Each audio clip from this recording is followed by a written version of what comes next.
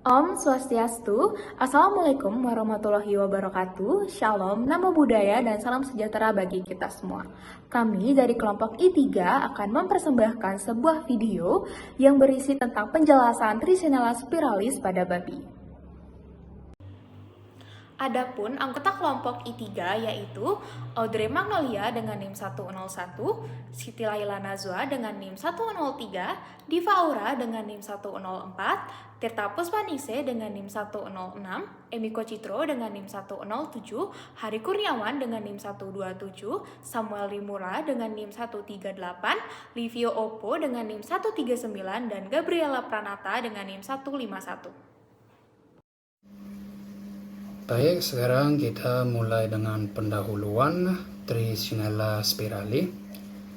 Trichinella spirali merupakan salah satu jenis nematoda cacing gilik parasit yang paling umum menyebabkan penyakit trichinellosis atau trichinosis pada manusia dan hewan. Cacing ini sering disebut sebagai cacing otot karena larva-larvanya akan membentuk kista di dalam otot rangka inangnya, termasuk manusia. Taksonomi dari Trichinella spiralis berupa domain Eukaryota, kingdom Animalia, filum Nematoda, kelas Enoplea yang merupakan salah satu kelas dalam filum Nematoda yang mencakup cacing dengan struktur mulut yang sederhana.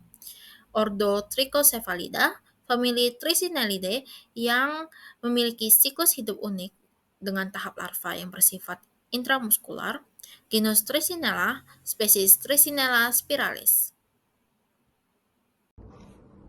Adapun morfologi dari Trichinella spiralis yaitu cacing jantan memiliki ukuran 1,5 mm dan cacing betina berukuran 3,5 sampai 4 mm.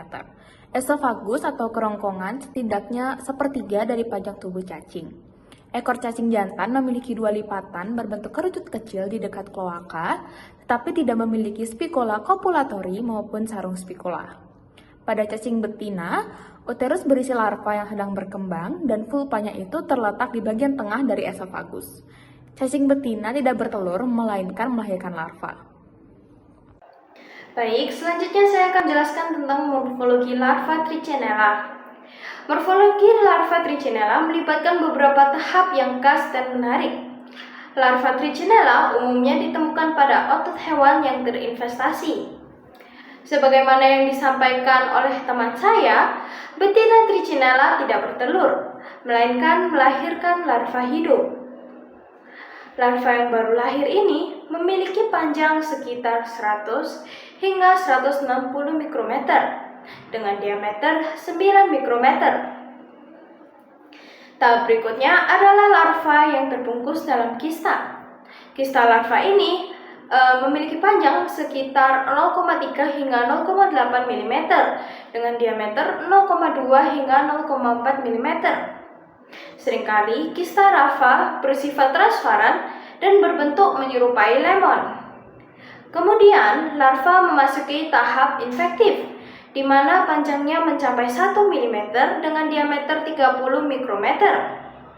Pada tahap ini, larva umumnya berbentuk spiral dengan ujung tubuh yang membulat. Meskipun sistem reproduksinya belum berkembang sepenuhnya, perbedaan antara jantan dan betina sudah dapat diamati. Baik, di sini saya akan menjelaskan tentang epidemiologi Trichinella spiralis pada babi. Trichinella spiralis mempunyai siklus hidup yang unik dan kompleks yang berlangsung dalam satu inang. Fokus presentasi kami yaitu terhadap babi, predileksinya adalah babi, namun terdapat beberapa inang lainnya juga yang akan saya sebutkan di sini. Yang pertama, ada inang definitif. Inang definitif Trichinella spiralis merupakan hewan yang menjadi tempat dewasa dari parasit ini, di mana Trichinella mencapai kematangan seksual dan bereproduksi. Dalam praktiknya, hewan-hewan seperti babi dan berbagai mamalia karnivor lainnya seringkali berfungsi sebagai inang definitif. Pada inang ini, larva yang terinfeksi akan berkembang menjadi cacing dewasa di usus kecil, dan betina dapat melepaskan lebih dari 1.500 larva hidup dalam jangka waktu beberapa minggu. Yang kedua, ada inang perantara. Trichinella spiralis tidak mempunyai inang perantara dalam pengertian konvensional. karena parasit ini memerlukan hanya satu inang untuk menyelesaikan siklus hidupnya. Larva yang terinfeksi dapat ditemukan di dalam otot hewan. Pada kasus biasanya ditemukan pada otot babi, yang setelah dimakan oleh inang baru akan berkembang menjadi dewasa di saluran pencernaan. Namun istilah inang perantara ini dapat digunakan untuk menggambarkan hewan liar dan domestik di mana larva dapat bertahan dan berkembang seperti pada babi dan beruang. Yang ketiga ada inang domestik, misalnya babi ataupun anjing. Inang domestik ini seringkali menjadi sumber utama infeksi bagi manusia, terutama ketika mengonsumsi daging yang tidak dimasak atau setengah matang. Misalnya jika mengonsumsi daging babi setengah matang atau daging anjing, itu akan berpotensi menjadi sumber infeksi.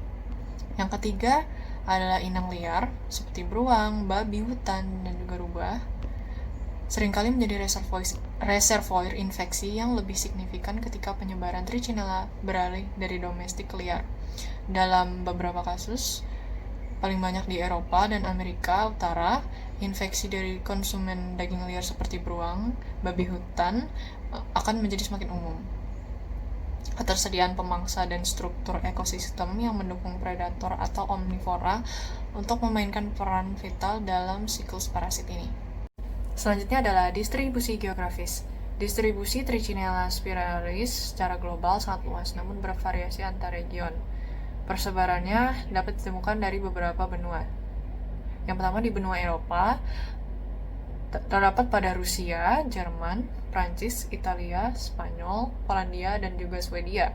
Kemudian di benua Asia, Trichinella spiralis terutama ditemukan di Vietnam, Laos, Rusia, Cina, Mongolia, Korea Selatan, Korea Utara, dan juga Jepang. Dan yang ketiga di Amerika ditemukan pada Amerika Serikat, Kanada, Meksiko, Argentina, dan juga Brazil. Berikut adalah peta dari persebaran geografis Trichinella spiralis di dunia. Selanjutnya adalah Trichinella spiralis di Indonesia.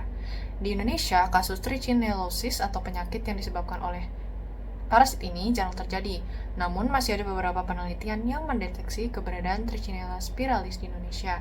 Salah satunya adalah penelitian di Kota Kupang, Provinsi Nusa Tenggara Timur, yang menemukan bahwa 3 dari 330 sampel otot babi mengandung larva Trichinella spiralis.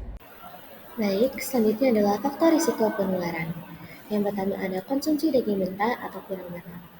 Daging babi yang terkontaminasi larva Trichinella spiralis dapat menular ke manusia jika dikonsumsi dalam kondisi mentah atau kurang matang. Proses memasak yang tidak mencapai suhu yang cukup tinggi untuk membunuh larva Trichinella dapat meningkatkan risiko infeksi. Yang kedua, daging babi, babi hutan atau hewan yang terkontaminasi larva Trichinella. Babi yang terinfeksi Trichinella dapat mengeluarkan larva melalui konsumsi daging hewan yang sudah terkontaminasi. Babi yang diberi pakan dari hewan liar, seperti bangkai, juga berisiko menjadi tempat berkembang biaknya parasit ini. Yang ketiga ada praktik peternakan yang buruk. Pengolahan peternakan yang tidak memadai, seperti pemberian pakan yang terkontaminasi atau kebersihan kandang yang buruk, dapat meningkatkan kemungkinan babi terinfeksi Trichinella spiralis. Praktik peternakan yang buruk dapat menciptakan lingkungan yang memungkinkan parasit berkembang biak. Yang keempat, ada pemberian pakan mentah, terutama limbah makanan atau hewan yang terinfeksi. Babi yang diberi pakan mentah atau limbah makanan yang berasal dari sumber yang tidak jelas atau terkontaminasi dapat lebih mudah terinfeksi Trichinella. Hal ini terutama berisiko jika pakan tersebut mengandung sisa daging hewan liar atau daging yang tidak diolah dengan baik. Yang kelima ada kurangnya biosecurity di peternakan. Biosecurity yang buruk di peternakan dapat menyebabkan penyebaran parasit. Misalnya, babi yang terinfeksi mungkin memiliki kontak dengan hewan lain atau manusia, yang memperbesar peluang penularan Trichinella ke babi lainnya atau bahkan ke manusia. Selanjutnya yang keenam ada interaksi manusia dan hewan. Kontak langsung antara manusia dan babi yang terinfeksi dapat memfasilitasi penyebaran Trichinella. Jika babi terinfeksi dan dagingnya tidak diproses dengan benar, ada kemungkinan Trichinella berpindah ke manusia melalui konsumsi daging yang terkontaminasi. Yang ketujuh, ada kontak dengan hewan liar atau praktik berburu hewan liar tanpa pengolahan daging yang benar.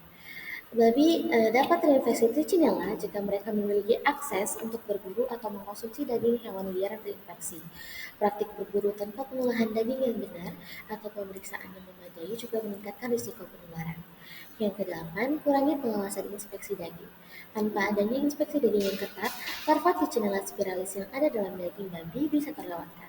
Pemeriksaan yang tidak memadai di tempat pemotongan atau selama distribusi dapat memungkinkan dagingnya terkontaminasi beredar di pasar atau konsumen tanpa diketahui.